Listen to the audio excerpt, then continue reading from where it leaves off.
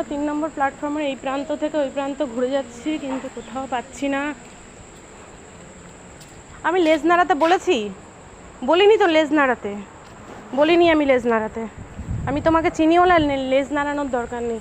কোথাও সেই অ্যাক্সিডেন্ট করা বাচ্চাটাকে খুঁজে পাচ্ছি না। আমি আর আমার মেয়ে এই রাত্রি 10টার সময় আসলাম ওকে খুঁজতে, কিন্তু কোনো জায়গাতেই এই প্রান্ত ওই প্রান্তও খুঁজে এসেছি, পাচ্ছি না। এই প্রান্তও খুঁজে চলছি, এখনও পাচ্ছি না।